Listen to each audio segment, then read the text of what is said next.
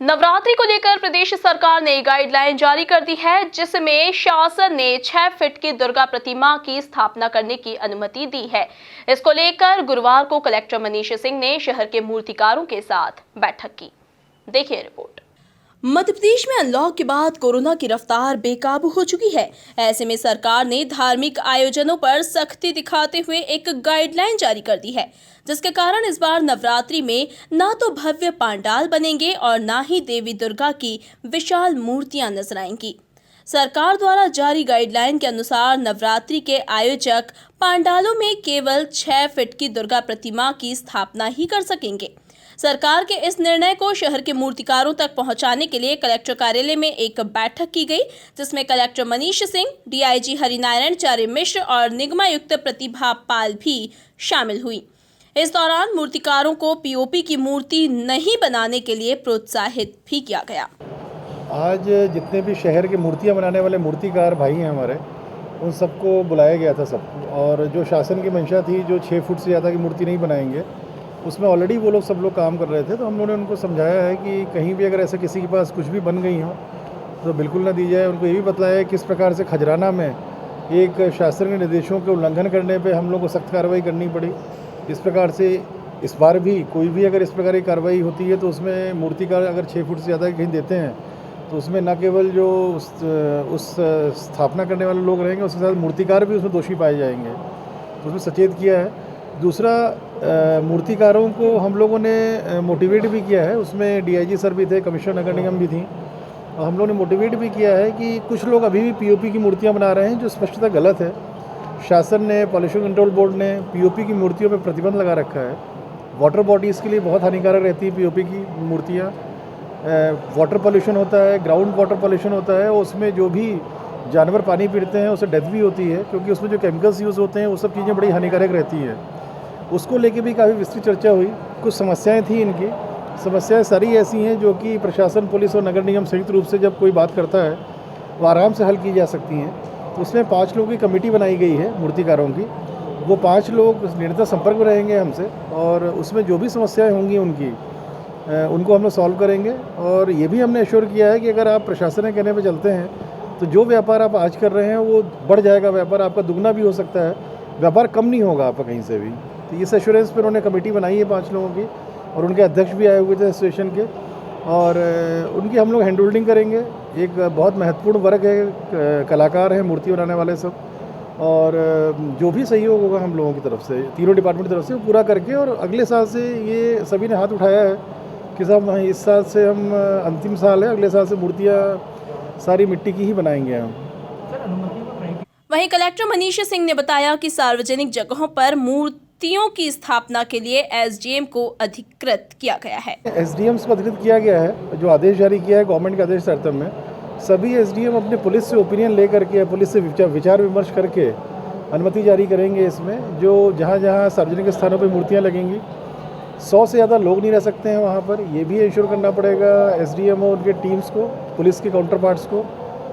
जो अन्य कार्यक्रम, सामाजिक, धार्मिक, इस तरह कार्यक्रम होते भी हैं कोई, उसमें 100 तक की परमिशन है गवर्नमेंट ऑफ इंडिया के तारतम्य, अनुमति के निर्देशों के तारतम्य में, स्टेट गवर्नमेंट के निर्देशों के तारतम्य में। उसकी अनुमति भी लेनी पड़ेगी एसडीएम से उन लोगों को। हर एसडीएम के पास में 3-3 थाना क्षेत्र हैं, उनके साथ में सीएसपी साहब भी हैं, टीआई भी हैं, और थाने में मजिस्ट्रेट भी तैनात हैं।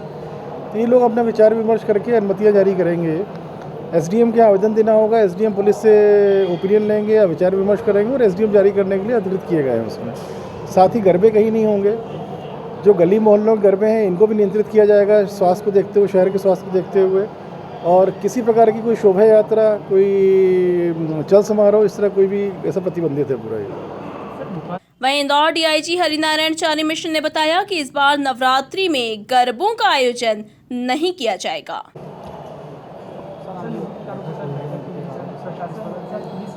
आगामी दिनों होने वाली दुर्गा पूजा को लेकर के उसमें एक संयुक्त बैठक हुई अभी कलेक्ट्रेट सभागार में, जिसमें मुख्य तौर पर जितने भी मूर्तिकार थे उनको बुलाया गया, और उसमें उन मुद्दों के लिए निर्देशित किया गया जो कि बड़े ही ज़रूरी हैं।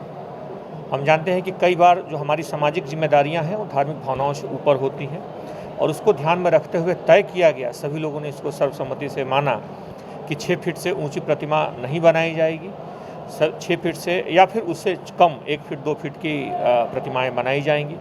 प्रतिमाओं में सामान्यतः मिट्टी का ही इस्तेमाल होगा।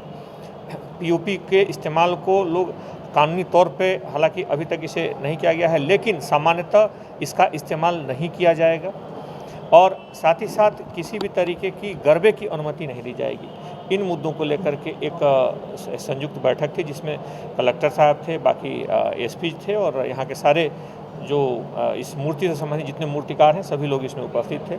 इसमें सभी ने इस बात की स्वीकृति दी और हमें उम्मीद है कि इन अपनी सामाजिक जिम्मेदारियों के साथ साथ हम अपनी जहाँ की जो धार्मिक भावना है उनके साथ ठीक ढंग से समन्वय के साथ आगे पूरी प्रक्रिया को निर्वहन करेंगे। प्रोटोकॉल का पूरी तरीके से पालन हो, इसको लेकर पुलिस किस तरीके से सभी कानून पालनों पर निगरानी रखती है? मुख्य तौर पे आने वाले दिन में जो आयोजन है उसमें अलग अलग जगहों पे इसकी बैठकें होंगी।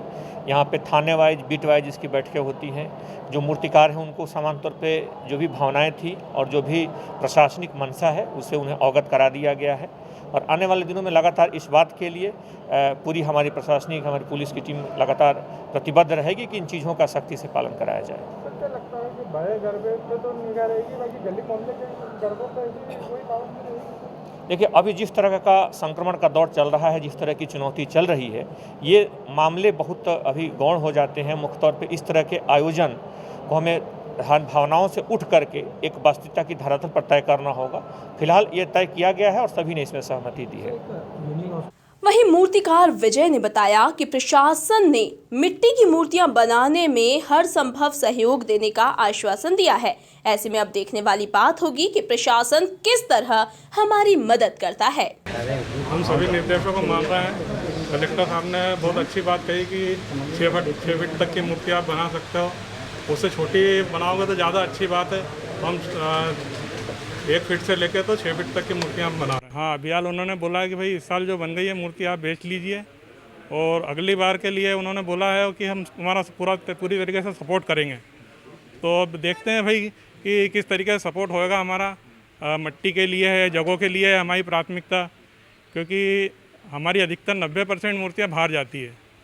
तो बाहर भेजने में थोड़ी सी मिट्टी की मूर्तियों में परेशानियाँ आती है, टूटती ज़्यादा है मूर्तियाँ। कच्चा, हाँ, प्लास्टर की मूर्ति बाहर चली जाती है। नहीं, हमको प्रशासन का, हमारे को अगर प्रशासन का पूरा सपोर्ट मिला तो हम पूरी तरीके से मिट्टी की मूर्ति बनाने के लिए तैयार है। लेकिन कुछ समस्या हमारी भी है, तो उसको थोड़ा कलेक्टर साहब ने जैसा बोला है कि भाई वो हमारा पूरा सपोर्ट करेंगे, तो वो हमारा सपोर्ट करेंगे तो हम बिल्कुल तैयार हैं। आपका नाम? विजय नकसवाल। कुल मिलाकर अन्य त्योहारों की तरह नवरात्रि पर भी कोरोना की मार पड़ी है। इंदौर में पहली बार नवरात्रि बगैर गरबों के होने जा रही है। इंदौर से एमपी न्यूज़ के लिए धर्मेंद्र यादव की रिपोर्ट।